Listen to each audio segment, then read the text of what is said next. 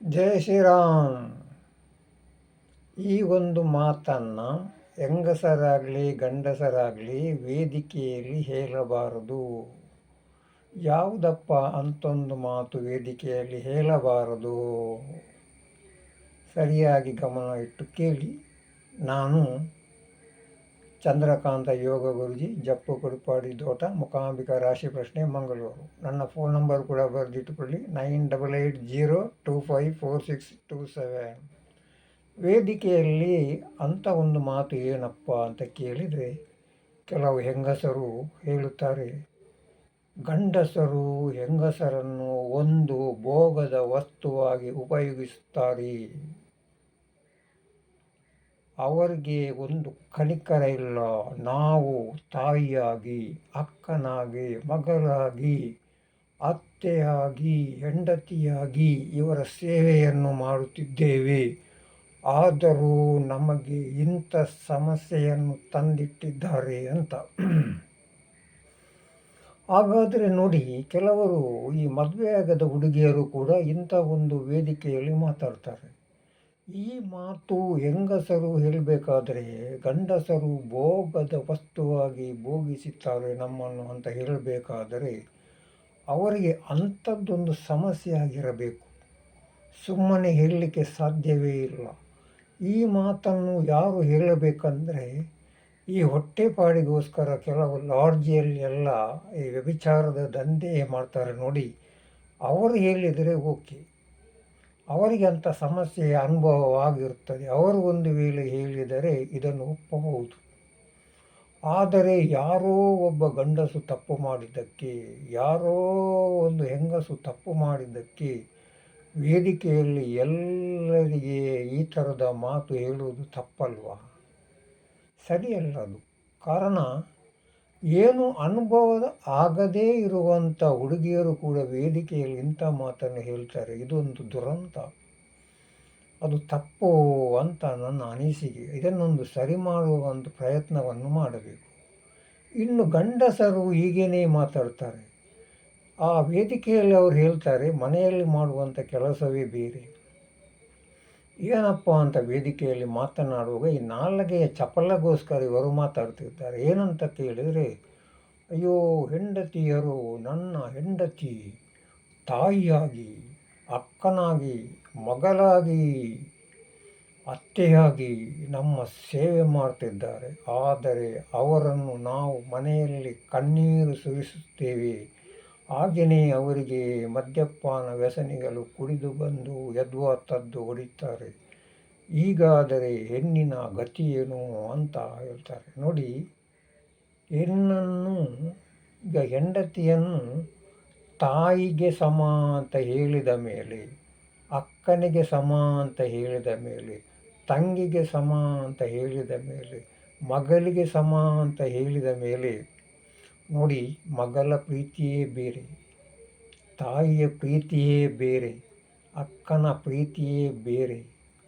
ಆದರೆ ಹೆಂಡತಿಯನ್ನು ತಾಯಿಗೆ ಹೋಲಿಸುವುದುಂಟಲ್ಲ, ಇದು ಭಾರಿ ತಪ್ಪು. ಇದು ಕುರಾನ್ನಲ್ಲಿ ಒಂದು ಮಧ್ಯಭಾಗದಲ್ಲಿ ನಾನು ಓದಿದ ನೆನಪು. ಕುರಾನ್ ಏನು ಹೇಳ್ತದೆ ಅಂತ ಕೇಳಿದರೆ, ಒಂದು ಸಲ ಹೆಂಡತಿಯನ್ನು ತಾಯಿಗೆ ಸಮ ಅಂತ ಹೇಳಿದ ಮೇಲೆ ಅವಳ ಜೊತೆ ರಾತ್ರಿ ಹೊತ್ತು ಮಲಗಬಾರದು ಅಂತ ಹೇಳ್ತದೆ. ಹೆಂಡತಿಯನ್ನು ಹೆಂಡತಿಯಾಗಿ ಪ್ರೀತಿಸು, ತಂಗಿಯನ್ನು ತಂಗಿಯ ರೀತಿಯಲ್ಲಿಯೇ ಪ್ರೀತಿಸು. ತಾಯಿಯ ಪ್ರೀತಿಯೇ ಅದು ಬೇರೆ, ಮಗಳ ಪ್ರೀತಿಯೇ ಬೇರೆ. ಅದಕ್ಕೋಸ್ಕರ ಹೆಂಡತಿಯನ್ನು ತಾಯಿಗೆ ಸಮ ಅಂತ ಹೇಳಬೇಡ ಅಂತ ಕುರಾನ್ ಹೇಳುವಂಥ ಒಂದು ಮಾತು ಅದು. ಇನ್ನೊಂದು ಮಾತು ಕೇಳಿ, ಧರ್ಮರಾಯನಿಗೆ ಭೀಷ್ಮಾಚಾರ್ಯರು ಕೊನೆಯ ಕಾಲದಲ್ಲಿ, ಅವರ ಕೊನೆಯ ಕಾಲ ಹತ್ತಿರ ಬರುವಾಗ, ಪ್ರಾಣ ಬಿಡುವಂಥ ಸಂದರ್ಭದಲ್ಲಿ ಶರಶಯ್ಯಲ್ಲಿ ಬಿಲ್ಲಿನ ಒಂದು ಬಾಣದ ಮೇಲೆ ಅವರು ಮಲಗಿರ್ತಾರೆ. ಕೃಷ್ಣ ಪರಮಾತ್ಮ ಹೇಳ್ತಾರೆ ಪಾಂಡವರ ಹತ್ರ, ಕೊನೆಯ ಗಳಿಗೆ ಬಂದಿದೆ, ಭೀಷ್ಮಾಚಾರ್ಯರು ಪ್ರಾಣ ಬಿಡಲಿಕ್ಕೆ ಉತ್ತರಾಯಣವನ್ನು ಕಾಯ್ತಿದ್ದಾರೆ, ನಾವೆಲ್ಲರೂ ಹೋಗಿ ಅವರ ಹತ್ರ ಕೆಲವು ಉಪದೇಶಗಳನ್ನು ಕೇಳುವ ಅಂತ. ಆವಾಗ ಭೀಷ್ಮಾಚಾರ್ಯರು ಹೇಳ್ತಾರೆ ಧರ್ಮರಾಯನಿಗೆ, ನೋಡು, ತಾಯಿಯ ಕೋಣೆಗೆ ಅನುಮತಿಯಿಲ್ಲದೆ ಹೋಗಬೇಡ. ತಾಯಿ ಹತ್ತಿರ ಕೂತು ಮಾತನಾಡಬೇಡ. ತಾಯಿಯ ಮಂಚದಲ್ಲಿ ತಾಯಿಯ ಹತ್ತಿರ ಕೂತು ಯಾವಾಗಲೂ ನೀನು ಮಾತಾಡಲಿಕ್ಕೆ ಹೋಗಬೇಡ.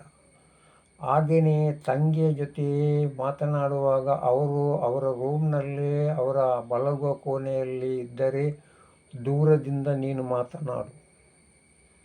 ಹಾಗೆಯೇ ಮಗಳಂತ ಹೇಳಿ ಮಗಳ ಕೋಣೆಗೆ ಹೋಗಿ ಅವಳು ಮಲಗುವಂಥ ಮಂಚದ ಮೇಲೆ ನೀನು ಒಟ್ಟಿಗೆ ಕೂತ್ಕೊಂಡು ಮಾತನಾಡಲಿಕ್ಕೆ ಹೋಗಬೇಡ. ಹೆಣ್ಣು ಅಂತ ಹೇಳಿದರೆ ಅಗ್ನಿಯ ಸಮ. ಆ ಒಂದು ಅಗ್ನಿಯಿಂದ ಮನೆ ಅಂದರೆ ಅಡುಗೆನೂ ಮಾಡಬಹುದು, ಮನೆಯೂ ನಾಶ ಮಾಡಬಹುದು, ಹಾಗೆಯೇ ಅರಣ್ಯವನ್ನು ನಾಶ ಮಾಡಬಹುದು. ಆದ ಕಾರಣ ಹೆಣ್ಣು ಅಂತ ಹೇಳಿದರೆ ಅದು ಅಗ್ನಿ ಇದ್ದಾಗೆ. ಆದ ಕಾರಣ ಆದಷ್ಟು ದೂರದಿಂದ ಹೆಣ್ಣಿಗೆ ಗೌರವ ಕೊಟ್ಟು ಮಾತಾಡುವುದನ್ನು ನಾವು ಕಲಿಯಬೇಕು ಅಂತ ಧರ್ಮರಾಯನಿಗೆ ಭೀಷ್ಮಾಚಾರ್ಯರು ಕೊನೆಯ ಕಾಲದಲ್ಲಿ ಉಸಿರು ಬಿಡುವಂಥ ಸಮಯದಲ್ಲಿ ಉತ್ತರಾಯಣದ ಕಾದು ಇವರಿಗೆ ಉಪದೇಶವನ್ನು ಮಾಡ್ತಾರೆ. ಇನ್ನೂ ಅವರ ಉಪದೇಶ ಅಮೂಲ್ಯವಾದದ್ದು.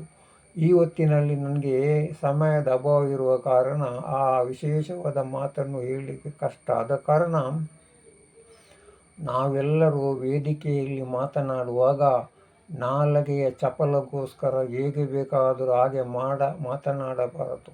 ಮಾತನಾಡುವಾಗ ನಮ್ಮ ಒಳಗಿನಿಂದ ಮೊದಲು ನಾಲಿಗೆಗೆ ಒಂದು ಸಂಸ್ಕಾರವನ್ನು ಕೊಟ್ಟು ನಾವು ಹೊರಡುವಂಥ ಮಾತು ಅದು ಅಮೂಲ್ಯವಾಗಿರಬೇಕು. ಯಾರಿಗೂ ಕೂಡ ನೋವಾಗದಾಗೆ ಹೆಂಗಸರಾಗಲಿ ಗಂಡಸರಾಗಲಿ ಮಾತನಾಡಿದರೆ ಆ ಮಾತು ಇನ್ನೊಬ್ಬರಿಗೆ ನೋವಾಗದಾಗೆ ನಾವು ಮಾತನಾಡಿದರೆ ಆ ಮಾತು ಕೇಳುವವರಿಗೆ ಒಳ್ಳೆಯದು, ನಾವು ಮಾತಾಡಿದ್ದಕ್ಕೆ ಸಾರ್ಥಕವೂ ಆಗ್ತದೆ. ಇನ್ನೊಮ್ಮೆ ಹೇಳ್ತೇನೆ, ಗಂಡಸರು ಯಾವ ಕಾರಣಕ್ಕೂ ತನ್ನ ಹೆಂಡತಿಯನ್ನು ಭೋಗದ ವಸ್ತುವಾಗಿ ಯಾವ ಕಾರಣಕ್ಕೂ ಉಪಯೋಗಿಸುವುದಿಲ್ಲ.